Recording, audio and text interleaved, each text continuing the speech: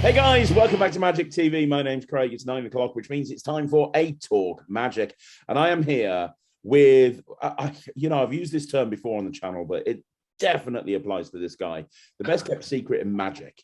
Now, you know, it's true. You know this person from being very much the face of Alakazam. He's the face that runs the place. He's the guy that makes sure that everybody gets what they want, and he's so knowledgeable. But outside of that, you're an incredible magician. I've sat there in Alakazam and watched this man do stuff that I could only dream of with a deck of cards and coins. Like, he is phenomenal, and I'm so happy that he's found time to come on the channel. I am, of course, talking about Mr. Alakazam himself, the one and only Andy Smith. How you doing, Andy? I'm very well, thank you. Yeah, I'm very, very good. Thank you so much for having me on, and that was amazing. I'm blushing. I'm blushing. But it's true. Like, I remember when I went to Alakazam to do my Coin Magic Academy, the first one, and you and I were in the shop, and the shop had pretty much closed, and I was waiting to do the academy, and I was there jamming and doing some stuff with you, and you were showing me some of your coin stuff. And I was just thinking to myself, why the hell has Peter got me doing this? Like you've got this beast here who's just like crushing it with coins. Why do I need to travel 8-hour round trip to do this academy when he could probably run it himself with his eyes closed? Like, this is incredible technique. Like, so, and I was speaking to Peter as well today, actually, and he said the same thing. He said Andy's the best kept secret in magic. He told me a story about he'd known you for years, obviously, in the shop, but he'd never seen you work for lay people. Right. He said the first time he saw Andy work for lay people, he was just like blown away. It was like a completely different person. And that's Peter, who knows everything about magic. So, that I was worried then when you said that Peter had told me a story because I was wondering whether any of the Alakazam Christmas parties were going to come up. It's like, that's I was just getting ready to. I've got a whole list of like denials and all sorts of things here that I had prepared for that. Oh, bless him. That's very kind of him to say that. But we have known each other for quite a few years. Outside of work as well. I was trying to recall actually how long I've known Peter, and I think the first time I met him was my late 20s. So I've known him a fair amount of years. But crazily, I used to go in the shop with friends when Peter was running the shop out of his garage at home, and go in there and see him, and we talk magic, and I'd buy stuff, obviously. But I don't think he didn't really see me do any magic. The demming in the shop is different, seeing obviously performing out live. So yeah, it was very kind of him to say that. And to be very complimentary. Well, he knows his thing. He knows a thing or two, does Peter? But he does. Yeah. Every time I speak to him, he's so complimentary about you, and Alakazam wouldn't be Alakazam without Andy. So Although I'm on a campaign this year, I have to be honest, of making sure you get your Christmas bonus, my friend. Every year, he screws you. He screws you every year.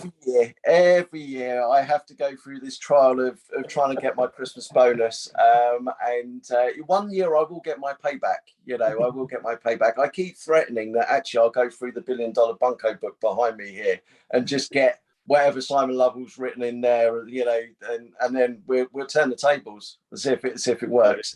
Yeah, but the thing is that I'm sure that it wouldn't work with me. That's the thing. It's every year without fail. So, without fail, I know he's already planning this year, and I'm dreading it. I really am. You guys out there are going to love it, but I'm going to seriously be dreading it this year. Because I've only heard hints. So there we go. Oh dear. Well, I can't wait to see it. I'm an avid watcher of the Alakazam, and I love it when we're deviating from this, but you've started doing some videos on the Alakazam YouTube channel about books that you really enjoy watching and reading, and I've really enjoyed watching those videos. Thank you. Because it just shows how knowledgeable you are. I mean, you can tell from the library behind you. You're so well read. You're so knowledgeable. You know so much about magic, and it's lovely watching those videos and seeing that all shine through. Oh, bless you. Thank you very much. I'll be the first to admit I'm not the best on video. I do shy away from being on video if I have the opportunity, which is a shame, I guess, because when I'm there, I guess it really depends on what the environment is. When I'm with people that are like yourself here this evening, or if I'm on the vlogs that I've done in the past with Harry, or if I'm on camera with Peter or anybody else, I seem to be fine. But put in front of a camera, just on my own, the nerves do set in. Even though I've been performing magic for such a long time, I think it's a really strange sort of thing. You can go into an audience of complete strangers at a gig, at a wedding, and you're there, you're in, you're off. But as soon as you're in front of, or as soon as I'm in front of a camera, then immediately I'm like, what do I do? What do I say? How am I going to plan this? The Ready Steady Reads were actually quite a good catalyst in a lot of ways, because it forced me to look at the way that I would film it. And I guess I got myself in the mindset that I had to do it within a certain amount of time. I had to do the video all the way through with no breaks and get everything out in a certain amount of time. Whereas the truth of the matter is that I could spend as much time as I needed doing it, as many times as I needed doing it, until I was comfortable with it, and then I would send it off to Peter, and then obviously Peter would edit it and add the visual elements in, like the opening credits and stuff. So actually I could do it on my own terms, so it was good. It's just a shame that personally I've not had the time this last 18 months or so to do very many more. I did one a few months back, which was good, to try and get back in the swing of things. But in that time, I have been reading other books that I wanted to review that I hadn't actually got round to reading. So, and books that were different to what I'd previously reviewed, and wholly different as well. Books that were a different subject matter. So the plan is that they will eventually be the Ready Steady Reads moving forward, because it's kind of invigorating with a bit of a different life, so to speak. Well, for the people that don't know who you are, maybe they've never heard of Alakazam, God knows how or why. That's unthinkable. I know, right? Yeah. Let's start at the very beginning. Yeah.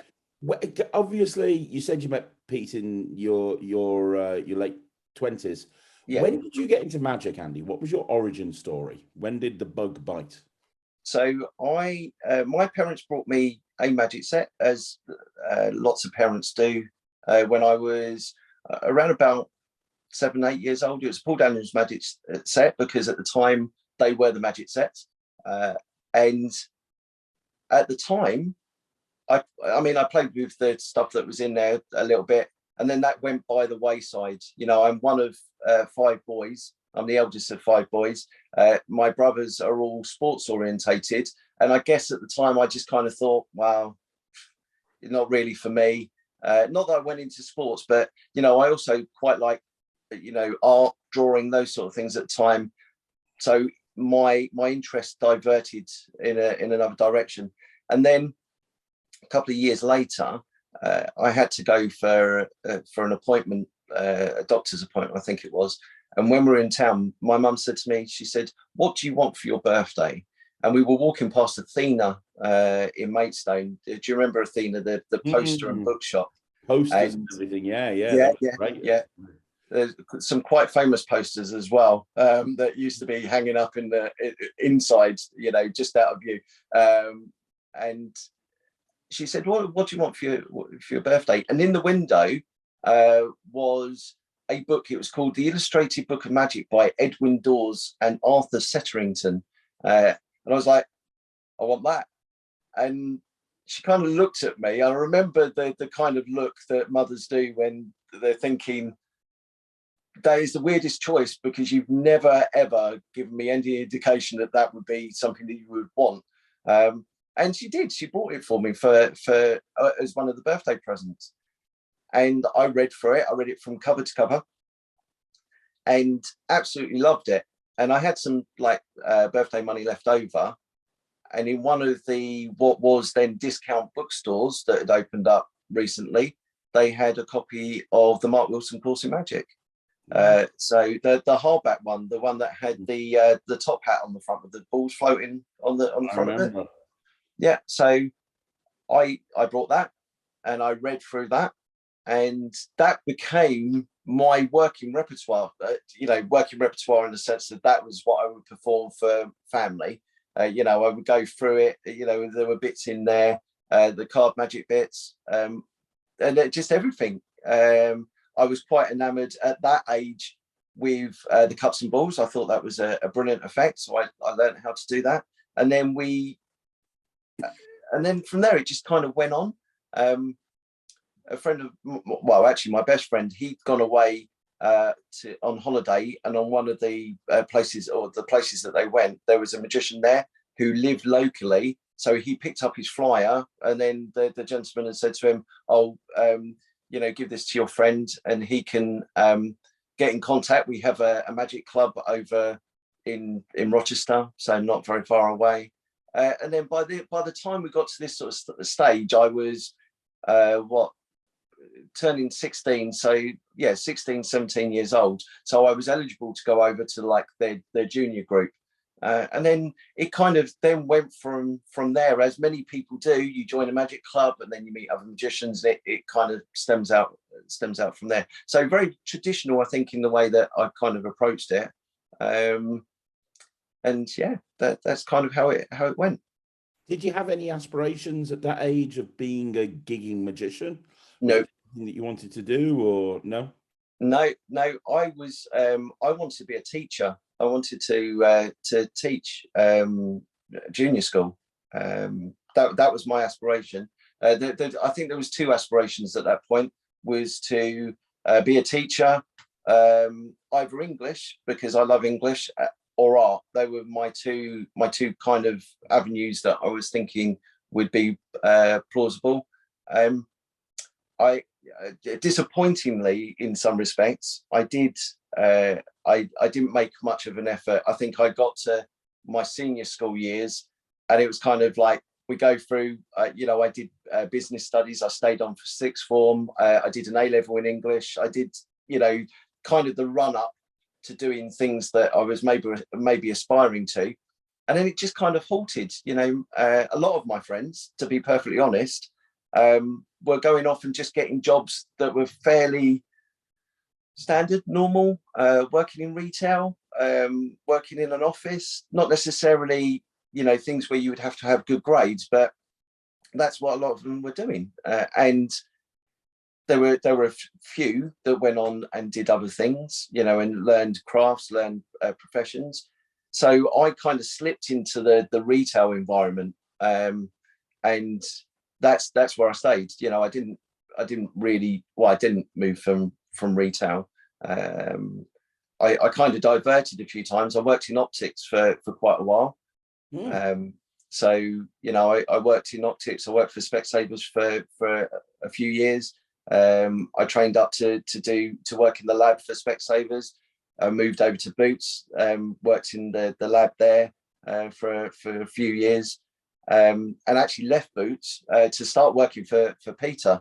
And I was with him for a couple of years, and then through I met my wife, and we were looking at moving forward. What would be the plan from there?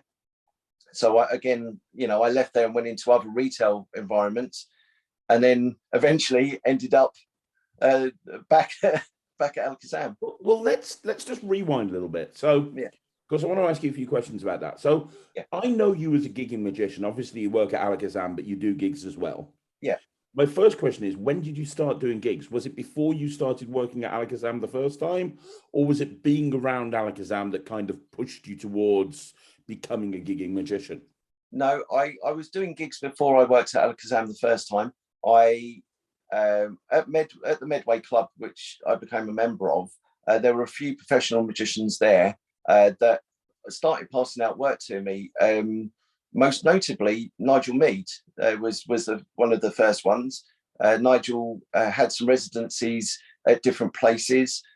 one of which was, well, he had TGIs, a number of TGI stores, and a couple other residencies that were dotted about the county. So occasionally I would go and do work for him there. So that was my first segue into that. And then a couple of other people that were professional magicians would pass over work. A few of the magicians would take me on gigs with them. So one of the members was a gentleman called John Hill, who ended up being the stage manager at Magic Circle for a number of years. And John was kind of the leader of the junior group, so to speak. So he would be responsible for the junior group. And there was a number of occasions where I would go to gigs with him. There would be no payment on it, apart from, I would get lunch and I'd get looked after during the day. But I got to watch him working, doing shows, mainly kid shows, but I got to see him working. And then after a time, what he would do is he would then give me a spot in his show, 5 minutes, just one effect. And then that would be it. But I would help out with stuff. I would, walk on with props or hand props over and things like that. A couple of other magicians used to do the same thing. I would just go along, and I started to get like small payments for attending, but it was really sort of like a learning curve. And then, like I said, with Nigel, it became me going to cover, and then eventually it kind of progressed from there, where I would start advertising and get my own bookings. So okay, that's really cool. So how did and we're going to circle back on the gigging thing in a minute. Yeah. How did you end up getting the position at Alakazam the first time round? Like, was it a case of just walking into Alakazam and going, "Hey, Pete, give me a job"? Or so the first time I was working at Boots, and there was indications that my job position probably wasn't going to be lasting very much longer, because of the way that the structuring kind of works within Boots. So on my days off, I would go to Pete's shop, and he had picked up on the fact that this was going to be the case. Mm-hmm. And at the time, unbeknownst to me, was looking for a store manager. And then one of my friends who had gone to the shop one day had overheard this and said, why don't you speak to Andy? And then that kind of went from there. I went and did a day down there, and Peter and Jenny offered me the job, so I obviously accepted. I think it was a very it was a moment that lots of people would say was very fortuitous, and actually the second time was as well. But it was very fortuitous because actually I left. I gave my 2 weeks notice. I left. I started working at Alakazam, and the department I was in was literally closed like a few days after that. So, it as fortune would have it, it fell in my favour. And yeah, I joined the Alakazam team at that point, which was me. It was Peter, obviously, Jenny, Jack was one of the guys that used to work there, and Chris Harding, I think, was working there still with us at the time, and Claire, who was kind of making up bits and pieces for us. I think she was working there at the time. So yeah, that was our team. Wow. Yeah. And then you left? So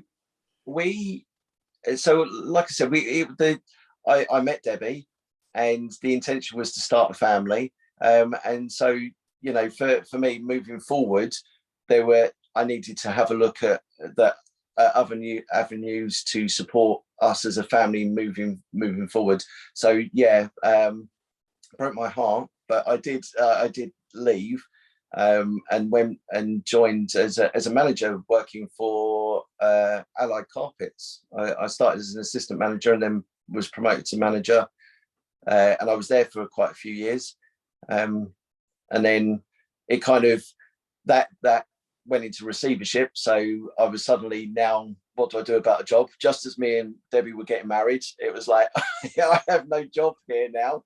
Not possibly the best move ever. So I started then working for a furniture company that we have here in Kent, which was really well known. And I was there with them for a number of years, managing their store over in Tunbridge Wells. I was working there. and yeah, it was great. But you know, as a gigging magician, you always have this longing, if you're in something else, to want to be able to do magic, Yeah. you know, in whatever form. And it was great, you know, a great company to work for. But that again was coming to the end of its life, and I was suddenly faced again within the space of like 3 years of not having a job again. And as it happened, Clive at the card collection, who I'm friends with, his son Jamie sent me a message and said, going to Blackpool, would you like to come and work on the stand? I was like, yeah, okay, I've got holiday, I'll come and work on the stand. So I went up to Blackpool, was speaking to them, and obviously speaking to Peter and Jenny as well. And then literally I went back to work after doing the Blackpool convention, and Peter phoned and said, how would you like to come and work for me again? I know that this is what's happening at the company that you're at. You know, this is what I'm happy to do. This is what we can offer. And it was a no-brainer, you know. The thing is that having known Pete for as long as I've known him, I knew it was genuinely coming from the heart, you know. And it was, and I will always, and I'm not just saying this because I'm on camera, always being indebted to him for that moment, because it was literally a moment where I was there thinking, what am I going to do? There was going to be a huge pay cut if I moved back to another store. There's a possibility of redundancy. And, you know, it was another one of those moments where literally he was there and he said, look, this is what we can do. So I did. And I've never looked back. And I'm so happy with that fact. How many years ago was that, Andy? That was, I think 12 years ago now. Wow. Yeah. So a long time. Well, let me ask you a question. I'm going to ask you more about Alakazam in a minute, but let me ask you a question. Obviously, you're a gigging magician as well. Yeah. Have you ever thought, you know, I'll do this magic thing full time? And there's a reason I asked this. I interviewed Graham Shaw from Magic Box. Yeah. Who obviously is the current children's entertainer or family entertainer of the year. Very busy working pro up in Newcastle. Yeah. And I said to him, what advice would you give to somebody who wants to become a full-time magician? And he said, don't go full-time ever.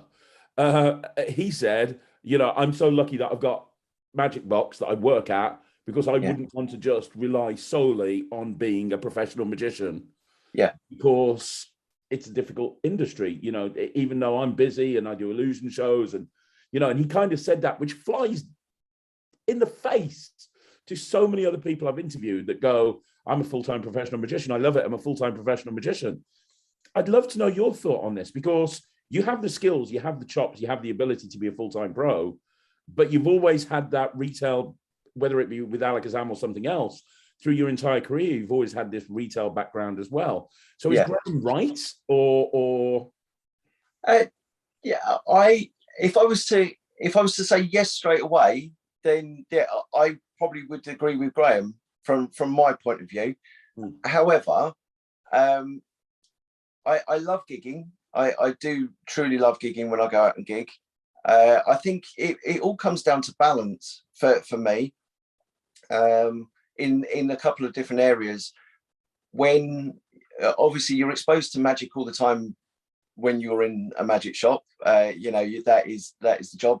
You are exposed to magic all the time. So sometimes for me, if let's say I have a gig on a weekday, for me to kind of leave the shop and then go and do the gig, I might find a little bit draining, you know, and I might not be at my best, and I don't want that. And the same is true as if I've got a late gig that one night and then I'm going into work the next day, you know, I want to be my best there as well. So I think that kind of balance element is there. Also the kind of family life as well. You know, my family is still quite young in a lot of senses. You know, Noah has just turned 9, and you know, I obviously, like a lot of people, I enjoy spending time with family. So it for me, not going professional offers me that balance. It offers me the fact that I can kind of pick the gigs that I do, without going, because I can appreciate it's going to be difficult for people that have magic as a full-time profession, gigging wise, because you've always got to be, it doesn't just stop with you going and do a gig one night. You've got to sort out the invoicing, you've got to sort out the tax, you've got to, advertise, you've got to do all the things that go with that. And although I do a small percentage of that, I don't think I would want to be doing that all the time, and stressing about the fact that I need to have X amount of work come in this week to be able to support the family. So it's kind of having that balance. To be perfectly honest, this last since the first major easing of lockdown this year, I have been looking at ways to increase my gigging ratio. But that has been for me more of a focus on increasing it, but not necessarily working harder, if that makes sense. Yeah. So I do I go out and perform close-up magic. I love close-up magic, but my focus this last 4 months has been more on stand-up. So I'm not quite there yet, but for me, if I can maybe do one stand-up gig a week that pays me the same as doing 2 close-up gigs, then I'd rather go and do that, especially if it's maybe something where it's local. So again, having that little bit of flexibility.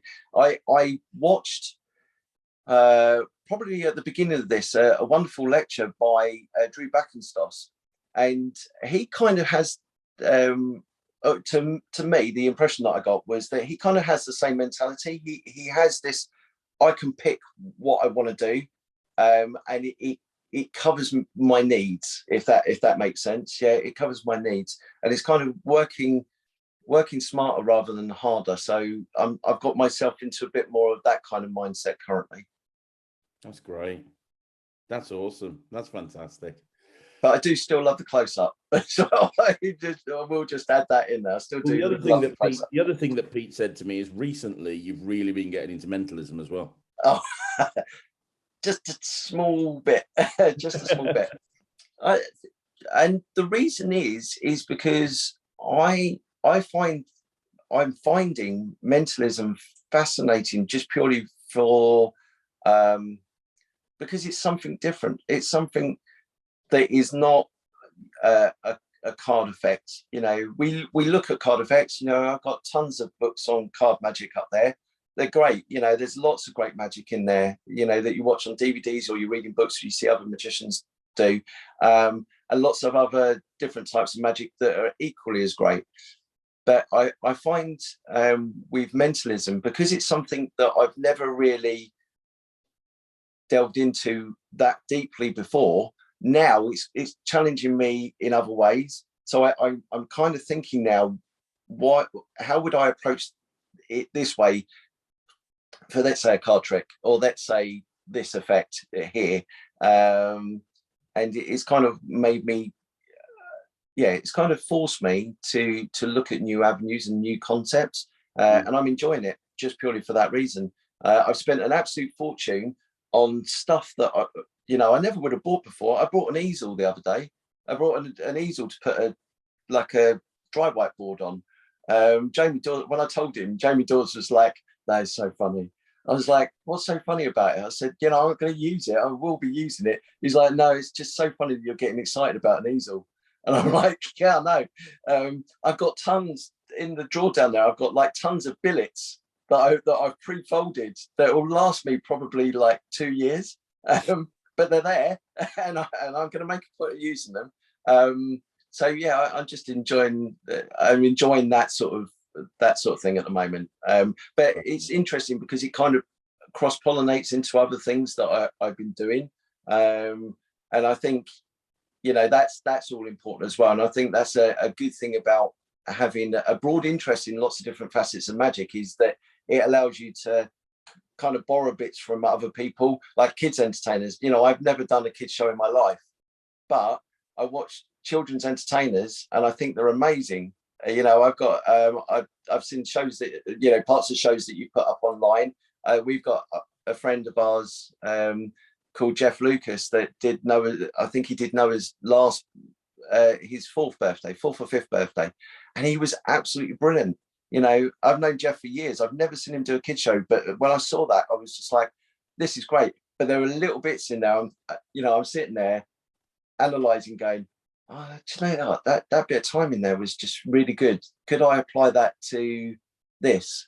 And then you do it, and you go, why didn't I think of that before? You know, that's amazing. So I like that kind of cross-pollination. But yeah, mentalism is my bag at the moment, so to speak. I know what you mean. I've always dabbled in mentalism, but I have to present it as mental magic because of my character, because of who I am. Yeah. I can't pull off the whole, like gossip is the perfect example. You know, I've seen Steve Della do gossip, and he does it as a full-on mentalism routine. Yeah. I couldn't do that. I have to just do it very tongue-in-cheek, jokey. Yeah. Really read minds, but baby gag, blah, blah, blah, blah, blah. Mm-hmm. I think it's important to know your character when you're doing mentalism and know what you can and can't get away with as a performer. Yeah. My favorite unsung hero at the moment, because I think he's absolutely amazing, is Graham Jolly. I've again through working at Alakazam, I've known Graham and Lloyd for a number of years now, and it's just a shame that more people don't know about him. The public don't know about him. I think partly through his own choice, but you know, the stuff that he does is just brilliant. But yeah, again, you know, he knows his character. He knows the way that he wants to behave. I've watched recently Max Maven's DVDs, Kai Fabe, and you know, Max knows his character, and in the interviews he says exactly how the character was developed and exactly why he chose that particular look. And you know, I think not just in mentalism, there's kind of a way where you go, you know, if I'm going out and doing close up, I put on a suit, I go out and do it, and that's kind of it. But people do note character down. They do see the kind of character that you are. And, you know, of course, there's always that thing of it should be an extension of you, and it should be, you know, a reflection of you as a person, which is great advice. But you've got to kind of have the conviction and go, yeah, no, I'm going to take that on board, you know, not just go out and do it and just kind of wing it, you know, because you soon find out that if you do that, or you end up borrowing other people's characters that you've seen working, that it just doesn't work, you know. And I've been guilty of that. You know, I've kind of looked at other people performing and gone, I want to do that, and then I try it and I'm like, I'm never doing that again. Never doing that like that again. Yeah. You know, and kind of like finding your own voice. I think that's the important thing in anything, in any magic, certainly. So that's fantastic. That's awesome. Well, let's talk a little bit about Alakazam, because obviously you say you've been there for the last 12 years. Yeah. And obviously you were there before that. I suppose the first question I've got to ask you, and this is a question that comes up on the channel over and over again. Yeah. How can somebody get on Alakazam's radar if they want to start releasing their own magic tricks? Like, you know, because there's a burning desire these days for new magicians to become famous. I want to be famous. I want to be a creator of magic and have my name in lights and blah, blah, blah. And I can become a millionaire releasing magic. So what advice would you give somebody who's wanting to start releasing magic, and, you know, how do they get onto Alakazam's radar? So, first and foremost, we have lots of different ways that we can be contacted about new releases. So if you have an idea, you know, reach out and contact us. And, you know, the best way, obviously, is if you have an idea, then film it. It doesn't have to be cinema quality. We're not asking for like a Spielberg film or anything like that. We just need to see the effect. We need to see the effect. Send it through to us on an email, and then we take a look at it. It's a very straightforward process. I think, you know, it's easy when you have an idea to say, oh, it does this and it does that, and it, you know, this is how you make it. that's important. We need to know that. But initially, send us the idea. Just film it. Just film it on your phone. Send it through, and then we'll take a look at it. The thing is that when we get projects come through, I quite often see them first. I see them first. I will pass them over to Peter, unless Peter obviously happens to see the email before me.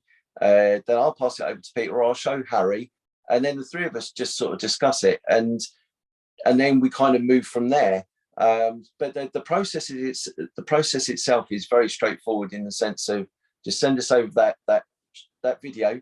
And then we can see it. Like I said, we're not looking for cinema quality. We just need to see what the effect is. Some people prefer not to film it. They might type something up and send it through. I would say that if you've got the opportunity to film it, that's the best way, because then we can just see it. We don't even need it seeing, performed in front of people. We just need to see what the effect is.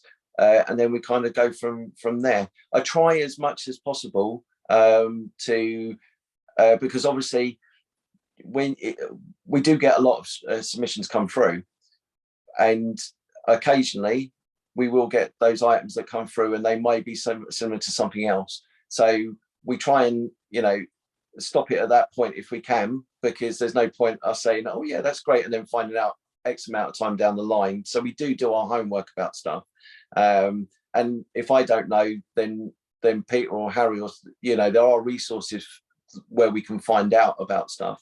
But yeah, I would just say that take the leap and send us through.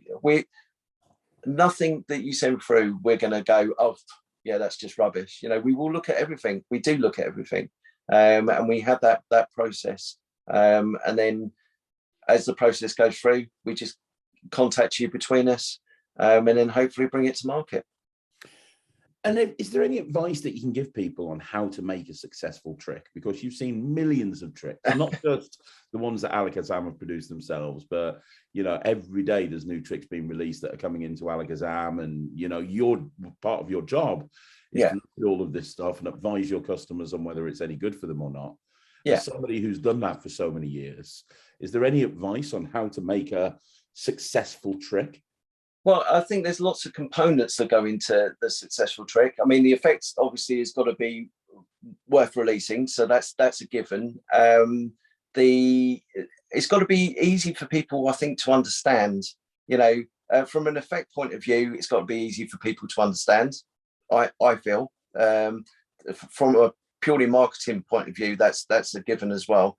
And also generally, the method has to be fairly straightforward as well. If you've got a thing that requires you to, do 10 complicated pieces of sleight of hand all in one quick move, that's not to say it's going to be a bad trick, because it might be that it can be streamlined, but that's something that you've got to think about. We do live in a world where magic, we would hope, is going to be push button, in the sense that they take it out of the packet. There's not going to be a lot of heavy reading or heavy doing of stuff, and then they'll be able to use it from there. That's not always the case, but if you kind of think about that sort of structure, then I think you're onto a good winner as well. Also have a clear indication as to how you want that product to look. I mean, we do have a great designer. Gower is a superb designer of packaging for magic, really very good, and other things as well. So the process, once it starts, will then be, do you have an idea on that? Because you're not left out of that process. If you say, oh, I don't like that color there, then we look at a different color. If you don't like that font there, we can look at a different font. So you'll always be involved with that. But I think, just having a clear perspective about the workings of the trick, and how that will come across to the people that you're selling to, so they can use that. The look of the effect and the effect itself, I think, you're onto a winner. And like clear instructions, that's always a sticking point. I think I've released a couple of products through Alakazam, and Peter always says to me, and I think it's a great advice, keep the instructions clear, keep them succinct. You don't have to like go about explaining this in 50 words when you can explain it in 10. Try and keep it like that. And I think if you kind of bear those things in mind, you should be all right. That's great. That's really good advice. And over the course of the years, yeah, what's been your top 3 favorite Alakazam tricks? Oh, so difficult. First and foremost, the Grail. I love the Grail, and ever since I first learned how to do it, I have done it. So yeah, definitely that. I love Jim Critchlow's Till Death. It's a bit of a departure for me in all instances, but again, ever since I first picked it up and learned how to do it, I absolutely adore that. And yeah, so many. And Trilogy Extreme, I think is also one of my favorites. Again, that's been a routine that I in fact, I use Till Death and I use the Grail, but the one that I use more is Trilogy Extreme. But it's hard to say because we have this commitment, or I love the effects that we release because they all kind of follow the same sort of pattern, in the sense that the effect's strong, the method's direct, and it comes in great packaging. Although we take the packaging bit out, those two kind of criteria are winners for me, I think. Especially something like Trilogy Extreme. I mean, when Trilogy first hit the market, that was crazy. We couldn't believe it. This effect does this, and then you find out the method, and you're like, seriously, is that it? Not in the sense of, oh, is that it? It's kind of like, is that it? Wow, yeah, people are going to love this, and they did.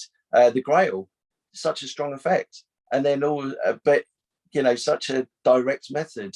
Till Death, you can't get any directer than that. But the times that I've done it, people just go crazy over it. Yeah, there are other favourites as well. The Killer Elite, I think, is a superb effect. I like the confusing coins, the hopping halves that we released. I think they're brilliant as well, and so many more. There's loads. All of the new releases are superb. The Stebbins project we were talking about earlier on, I think is brilliant. So but they all follow that thread, and it may seem like I'm just saying, oh yeah, every Alakazam product is brilliant. But what you got to understand is that I think they're great for different reasons. I see the effect and I see the directness of the method, and I go, well, there's no reason why it wouldn't be a winner. Yeah. So yeah, there's lots, but they're the 3 main ones. Amazing. That's amazing. So one more question about Alakazam. Yeah. Obviously, you mentioned earlier on about all the different people you've worked with over the years, Chris Harding, blah, blah, blah, this and that. You're now currently working primarily with Harry, who is 21. Yeah. So when he came back to work at Alakazam, he was 8. Yeah. And now you guys are working together. How's it like working with Harry? Is he a bit? Oh, it's great. You can be honest. Is he a bit of a prima donna? Does he walk around with his shirt open? Like hair blowing in the wind. Do you know what he does? I'm the boy band of magic. You can spill the beans now, Andy. You can tell the truth about him. What he does is he taunts me every day about the lovely food that he's been having, that he has for lunch, and that he's going to have, and all these wonderful things.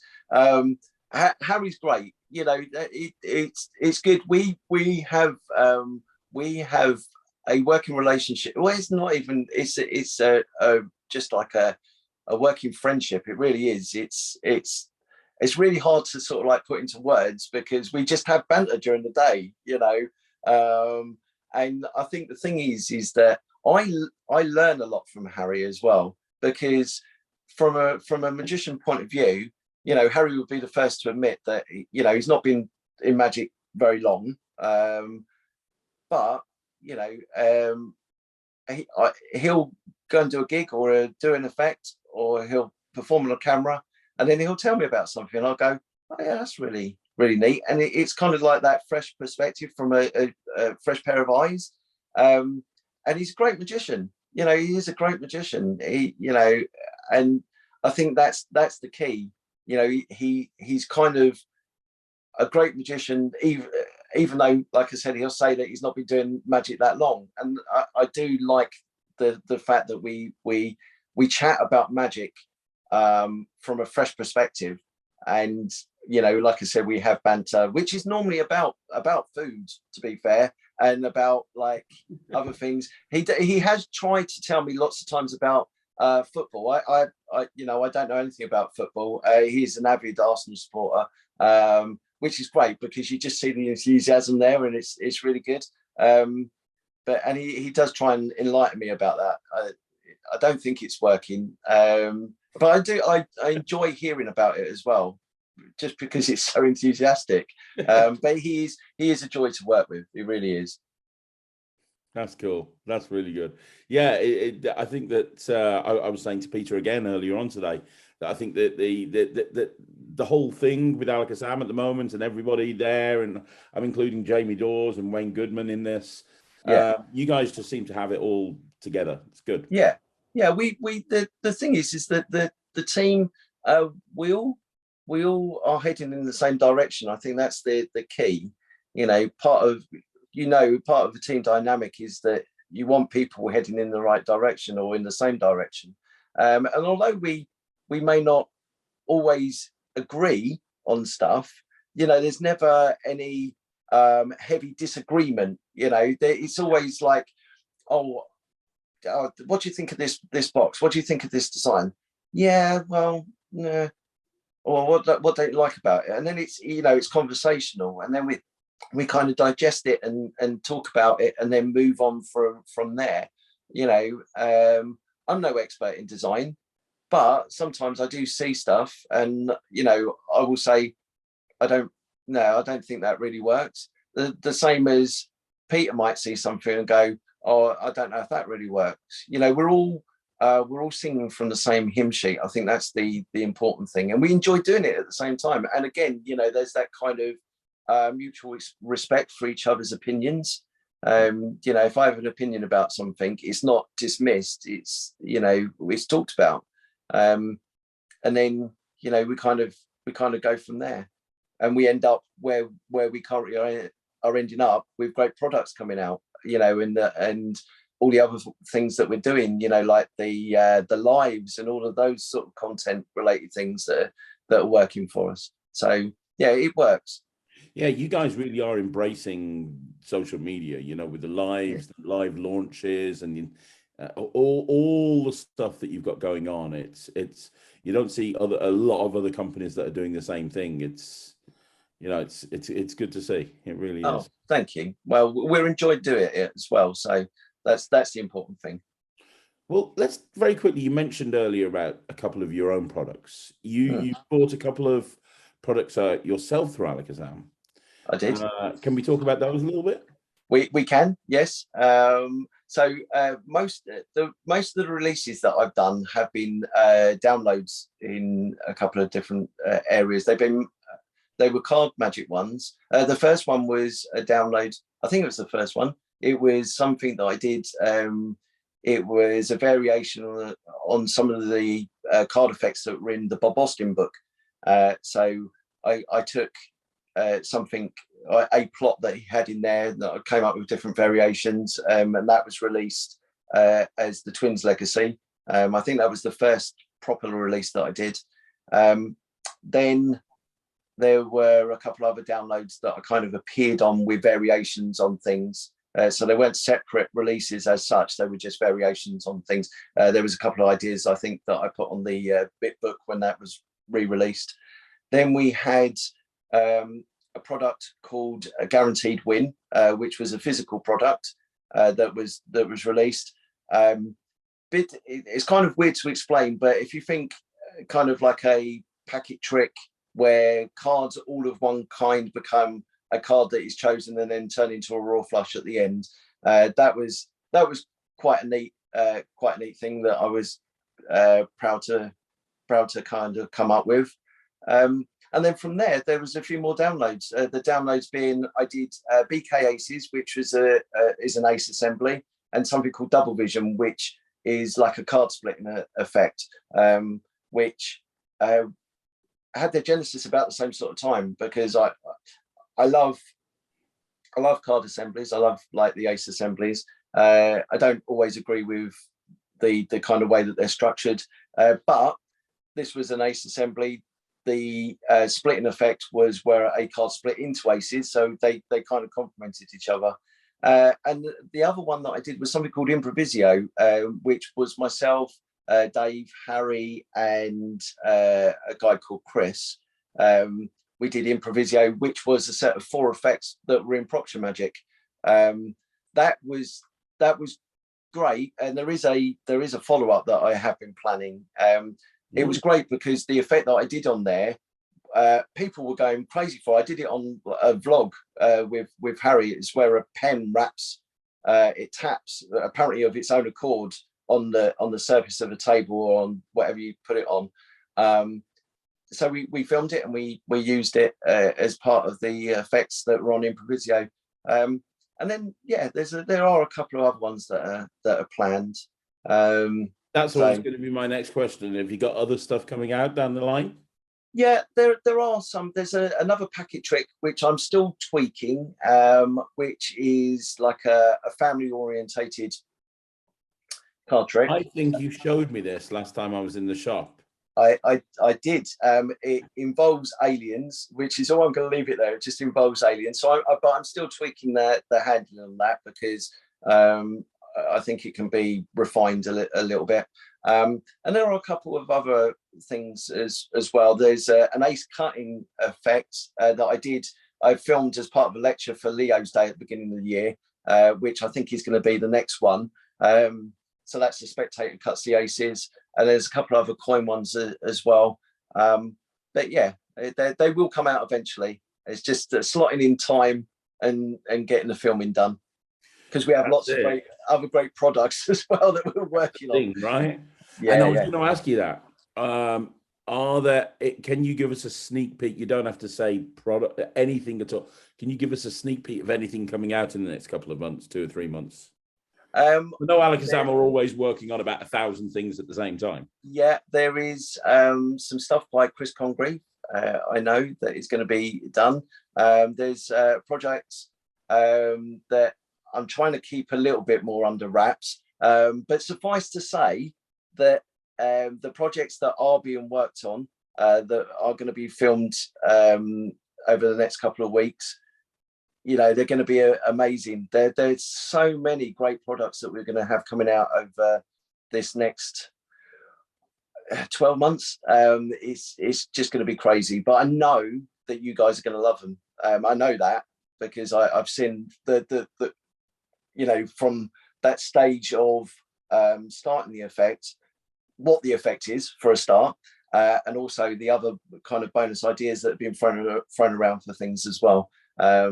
But yeah, kind of under the hat a little bit, but you just trust me, all right? Trust me that you're going to love them. And I think that's the thing with both you and Alakazam.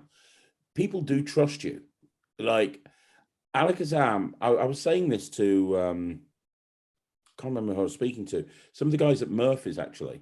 I was saying Alakazam have almost got their own little following, like they've got their own little subsection of the magic community that are just so like passionate about Alakazam, and they'll literally follow you guys to the end of the earth. And it's great that you've built up that that group of people that are just die-hard supporters. Yeah, I think we're all about community. We're about like the magic community, and we have customers that have been with us for years, and the thing is that they're friends, a lot of them are friends, that when we speak to them, it's not just about speaking about what the newest item is on the shelf. It's hiya, how's your dog, how's your wife, what's the weather like. So the conversation is far more than than us trying to sell you stuff. It's about the people that are there. So yeah, 100%. Yeah, it's great. And it is all about community. So, well, here's one last question for you. Okay. Which is, what's next for you, Andy? Like, do you have anything left on your magical bucket list that you haven't achieved? Are you wanting to, are you wanting to, you've mentioned doing more gigs and more stand-up. Yeah. Are there any goals you're wanting to hit yourself as a performer? Are there any goals that you're wanting to hit as a team member at Alakazam? What's coming up in the future? What would you like to see happen? From the shop point of view, it's all about growth. We have very definite ideas about our growth moving forward. You probably heard hints about the new website that we're working tirelessly on to bring to the community the early part of next year, all being well. So that is something that is being worked on, not just in work time. It's being worked on outside of work time as well. Yeah. That is something that is very much happening behind the scenes, which again, I know even from the early stages is going to be something that is going to be fantastic. So there's that, and obviously the new projects that are coming out. But it is, for us about the growth and just growing our community even more. So that's exciting times for that just in its own right. For me, it's about expanding my horizons. I think it's about trying to finesse stuff that I think I already know, and kind of getting it down and doing more of the stand-up. Certainly, I'll be the first to admit that, even though I go out and perform, I don't have an act. Even when I've done very limited amount of stand-up stuff, I have a structure, I think, but I don't necessarily have an act. And so for me, it will be more about tightening up the structure, about more making it an act, making it something that I'm going to be proud of. I have quite a few. Well, I do. I have lots of friends in the magic community that I trust with their opinions. One thing that I'm certainly going to be very much using is the fact that Peter is a great director of magic. You can approach him and say, this is the structure that I have. He's very good at saying, right, I think this would be better here. I think that can come out. So I will certainly be taking advantage of that if you let me. But it's all about, I think, just putting together something like that, so I can say, right, go out there, do it, make it the best it possibly can be, and hopefully people will enjoy it. So, but that's kind of my aim. That's perfect. That's absolutely perfect. Yeah, you know what? You never fails to amaze me. You genuinely never fails to amaze me. It's true. It really is. Like, you've got so many skills. And also, I can just tell that Alakazam would fall apart if you weren't there. I remember when you had to go off work for a couple of weeks because of COVID, and Peter and Harry were running around like blue-ass flies. I'm pretty sure of it. So, you've got so much that you've done, that you continue to do, and I'm so glad that you were able to make this interview. Before we wrap it up, I want to ask you one more question. Okay. One question that I get all the time on this channel. I can't think of many people who are more in a position to be able to answer this than you. A question that comes up all the time is reading books, because you've got a big library, you're very well read. And a lot of people ask me this question on the channel and go, I want to read a magic book. How do I read that magic book? Because I tried to start reading it from cover to cover, but I get bored and I end up putting it down. And so I tried to pick out the tricks that work for me, but I end up getting overwhelmed. And I think a lot of people, that call themselves visual learners. It's not that they're visual learners. It's just that they don't know how to read a magic book properly. Yeah. You got any advice on this? I think the problem is that magic books are technical manuals. You know, if you had a Haynes manual put down in front of you, you wouldn't want to read that. You know, it's that's the thing. And it's the same with a magic book. They are, for 90% of them, technical manuals. I would say that if possible, the best way to read a magic book is to read it from, you know, don't dip into it. I think, you know, if you dip into it, you might be missing out. You might just see certain things and go and dismiss everything else. So I think the key is to try where you can to read it from the very beginning all the way through to the end. Read the introduction, read the acknowledgements beforehand. Just read down the list of contents. You know, I have just started reading My Myth and Magic. So, you know, now that's, you know, it's a big, thick book, right? Yeah. So I looked at the contents beforehand, and that actually was a book that I decided not to read from cover to cover, to just kind of dip in out. Prism, on the other hand, which is another recent edition, I read the contents and then I read the introduction to it, because it was written by Stephen Minch as like, this is what this was before, and then you read Max Maven's introduction, and then you start reading through the effects of that. I'm going through bit by bit. Drew Backensdoss's book, I went through a trick, you know, from beginning to the end. But, you know, you can't necessarily do that with something like the Marlo books. You know, you wouldn't necessarily pick up Revolutionary Card Technique and go, right, I'm going to read that from cover to cover, because that's more of a book where you would go, right, I need to learn how to do the immediate bottom deal. Right, it's on this page. Right, let's read through that, because there's not many tricks in there. There's no progression to it.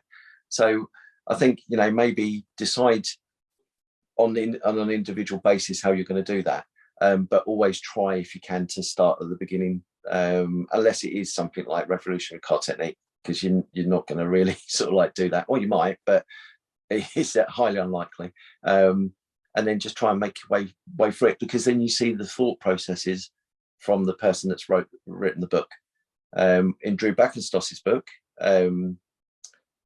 he has little bits of like information scattered throughout, and actually, if you don't kind of pay attention to that, if it comes up again later on and he's not really paid too much more attention to it, you might have missed an important piece of information.